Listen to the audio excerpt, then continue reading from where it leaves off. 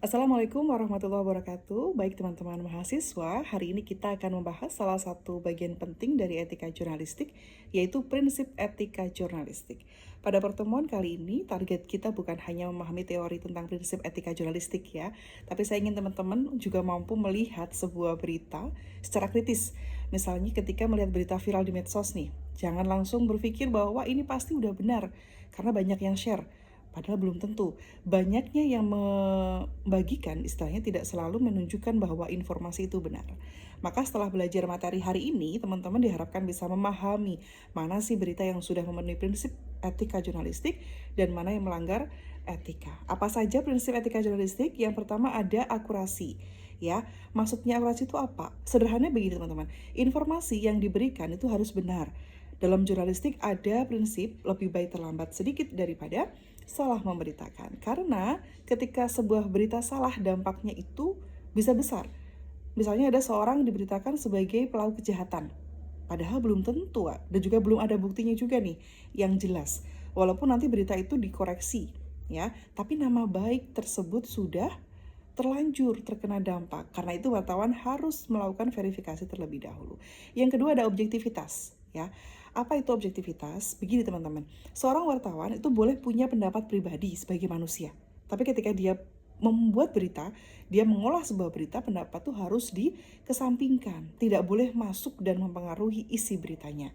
Beritanya harus berdiri berdasarkan fakta. Contohnya begini, polisi menetapkan seseorang sebagai tersangka berdasarkan hasil penyelidikan. Itu adalah informasi yang faktual. Tapi kalau misalkan kita menulis, polisi berhasil menangkap orang jahat yang sangat meresahkan, itu sudah mengandung penilaian pribadi. Jadi wartawan harus hati-hati membedakan mana yang fakta, mana yang opini. Yang berikutnya adalah fairness atau keadilan, ya. Dalam membuat berita, wartawan tidak boleh hanya mendengar satu pihak aja. Misalnya ada kasus seorang dituduh melakukan kesalahan. Jangan langsung membuat berita dari sisi orang yang menuduhnya. Pihak yang dituduh juga harus diberikan kesempatan untuk menjelaskan. Karena tugas wartawan bukan menjadi hakim ya. Tugas wartawan adalah memberikan informasi yang adil kepada publik.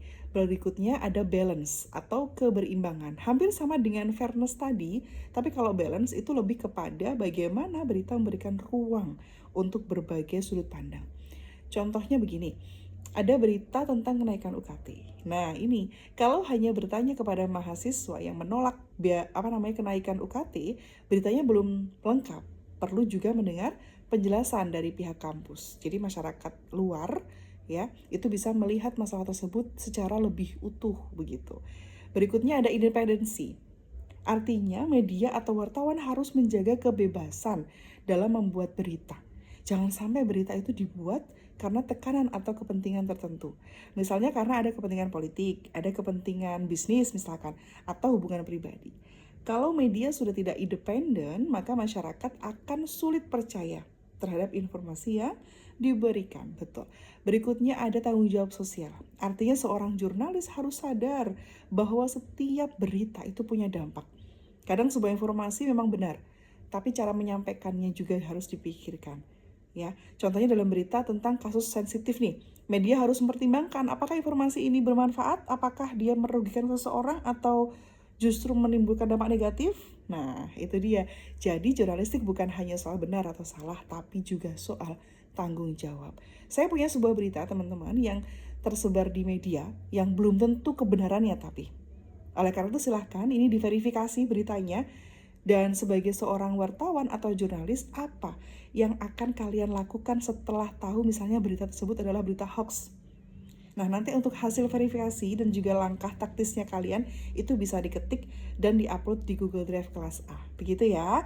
Oke, teman-teman, sebagai refleksi dari materi hari ini, saya ingin teman-teman memahami satu hal bahwa di era digital ini, kita semua sebenarnya punya peran sebagai penyebar informasi. Jadi prinsip yang harus kita pegang, saring sebelum sharing. Kita akan bertemu lagi insya Allah minggu depan dengan materi kode etik jurnalistik. Terima kasih atas perhatiannya. Wassalamualaikum warahmatullahi wabarakatuh.